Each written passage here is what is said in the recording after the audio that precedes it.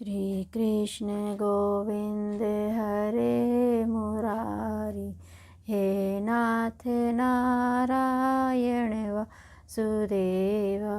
श्री कृष्ण गोविंद हरे मुरारी, हे नाथ नारायण वासुदेव। हे नाथ नारायण वासुदेव, हे नाथ नारायण वासुदेव। श्री कृष्ण गोविंद हरे मुरारी, हे नाथ नारायण वासुदेव। राधे राधे।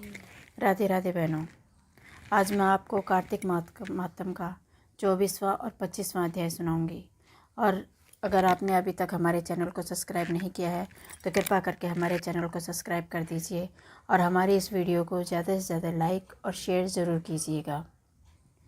लिखवाओ निज से दया से सुंदर भाव बताकर, कार्तिक मास 24वां अध्याय सुनो सुधाकर। राधे राधे।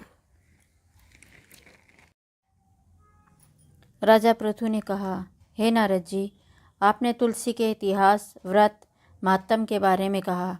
अब यह बताने की कृपा करें कि कार्तिक मास में क्या और भी देवताओं का पूजन होता है, यह भी मुझे समझाकर कहिए। नारद जी ने कहा, पहले समय में पर्वत के निकट कर्तिपुर में एक महात्मा धर्मदत्त नाम का ब्राह्मण रहता था। वह भगवान विष्णु के सब व्रत करता था। एक दिन कार्तिक मास में वह एक पहर रात शेष रह जाने पर जागरण के लिए भगवान विष्णु के मंदिर में हर प्रकार की सामग्री लेकर जा रहा था कि मार्ग में उसने एक बड़ी भयंकर राक्षसी को देखा, जिसके बड़े बड़े दांत, लपकती हुई जीभ और लाल लाल नेत्र थे। उसका शरीर नंगा तथा मांस रहित था। उस भयंकर राक्षसी को देखकर धर्मदत्त पूरी तरह कांपने लगा।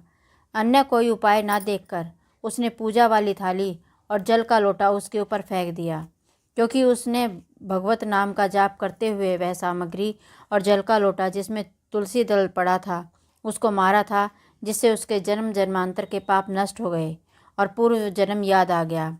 वह हाथ जोड़कर धर्मदत्त के चरणों में गिर पड़ी और बोली, हे विप्र, मैं पूर्व जन्म के कर्मों के फल से इस अवस्था में प्राप्त हुई हूँ।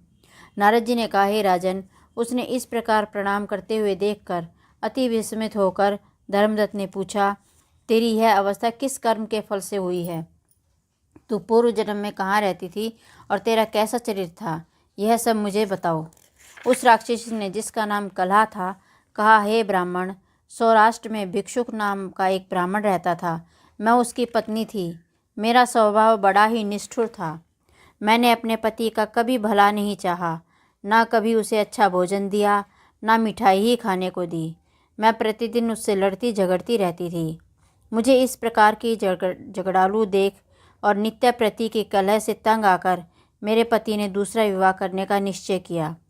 यह सुनकर कि मेरा पति दूसरा विवाह कर रहा है, मैंने उसके विवाह से पहले ही विष खाकर आत्महत्या कर ली। मेरी मृत्यु के बाद यमदूत आए और मुझे गदा से मारते हुए यम के पास ले गए। यमराज ने मुझे देखकर चित्रगुप्त ने पूछा, हे चित्रगुप्त, इसने क्या कर्म किया है जो कि इस कर्म में इसने किया है, उनका फल इसे भोगना होगा। कलहा ने कहा, हे ब्राह्मण, चित्रगुप्त ने यमराज से कहा, इसने अपने जीवन में कोई भी अच्छा काम नहीं किया। यह अपने पति को सदा खराब खाना देकर स्वयं अच्छा भोजन करती थी, इसलिए अब यह विष्ठा खाने वाली होगी। इसे सब सूर्य का जन्म दिया जाएगा। चूँकि यह अकेली ही पाक के बर्तन में भोजन करती थी, इसलिए यह अपने बच्चों को खाने वाली बिल्ली होगी। इसने अपने पति पर क्रोध करते आत्मघात किया था, इसलिए यह प्रेत योनि में जाएगी। अब आप इसको अपने दूतों द्वारा मरु स्थान में भेज दीजिए। वहाँ पर यह बहुत दिनों तक प्रेत योनि में रहकर फिर यह पापिन अपनी 3 योनियों को भोगे। सो हे ब्राह्मण, मैं 500 वर्ष से प्रेत योनि में हूँ और भूख प्यास के कारण नित्य दुखी रहती हूँ। एक दिन भूख से तंग आकर मैं एक वैश्य के शरीर में प्रविष्ट हो गई। उसके शरीर द्वारा मैं कृष्णा और बेणी के संगम पर इस देश में आ पहुँची। एक दिन भगवान शंकर और विष्णु ने मुझे बलात् उसके शरीर से बाहर निकाल दिया। फिर मुझे आप दिखाई दिए।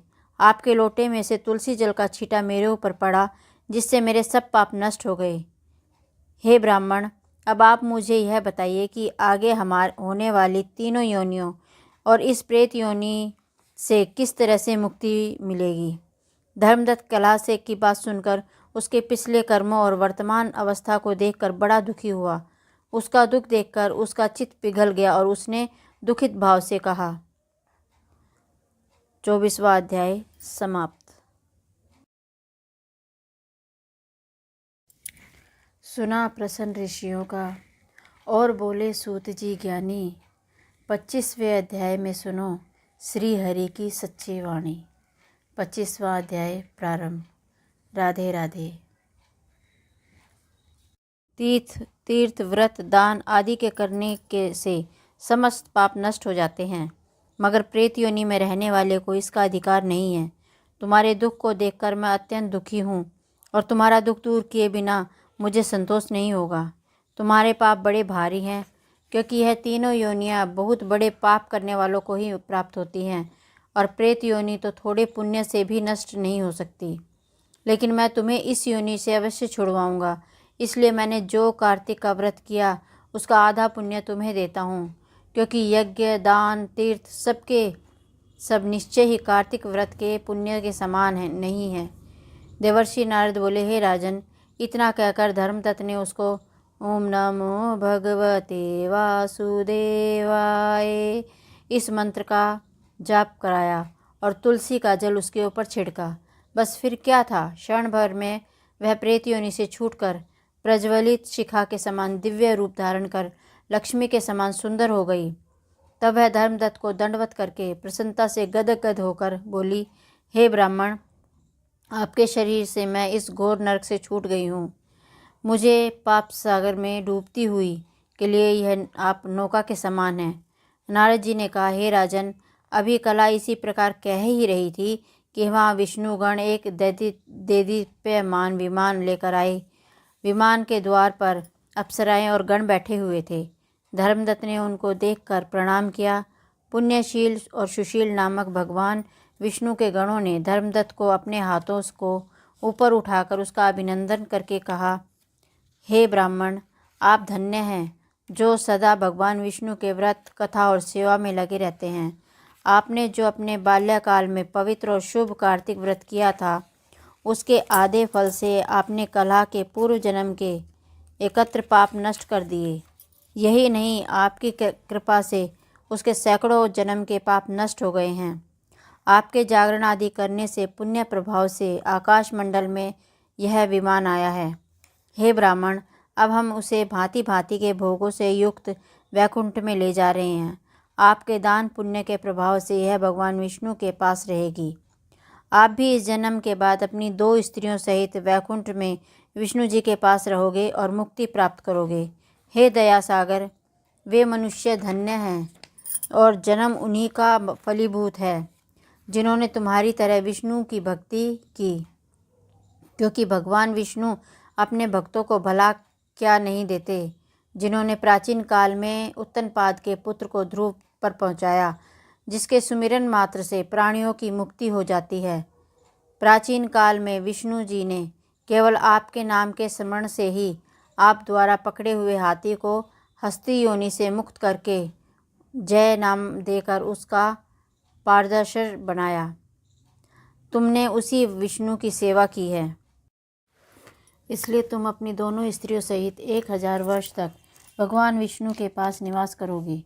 जब तुम्हारा पुण्य क्षीण हो जाएगा, तब तुम सूर्य वंश में अपनी दोनों रानियों के साथ राजा दशरथ के नाम से प्रसिद्ध होोगे, तथा यह कला तुम्हारे आधे पुण्य के भागीदार होने के नाते तुम्हारी तीसरी पत्नी होगी। वह भगवान विष्णु पुत्र के रूप में तुम्हारे पास रहेंगे और देवताओं का कार्य करेंगे। विष्णु जी को प्रसन्न करने वाले तुम्हारे कार्तिक व्रत से अधिक महत्वपूर्ण यहाँ दान तीर्थ आदि और कोई भी नहीं है। हे दयासागर, तुम धन्य हो, क्योंकि तुम्हारे जगत गुरु भगवान विष्णु को प्रसन्न करने के लिए कार्तिक मास का व्रत किया है, जिसके आधे पुण्य के फल की भागीदार कला है। इस समय हम इसे अपने साथ विष्णु लोक को लेके जा रहे हैं। 25वां अध्याय समाप्त। श्रीमन नारायण नारायण नारायण भजमन नारायण नारायण नारायण विष्णु नारायण नारायण नारायण भजमन नारायण नारायण नारायण विष्णु नारायण नारायण नारायण श्रीमन नारायण नारायण नारायण भजमन नारायण नारायण नारायण जो नारायण नाम लेते हैं, जो नारायण नाम लेते हैं, भव से पार उतारा यण श्रीमन नारायण नारायण नारायण भजमन नारायण नारायण नारायण विष्णु नारायण नारायण नारायण भजमन नारायण नारायण नारायण। राधे राधे।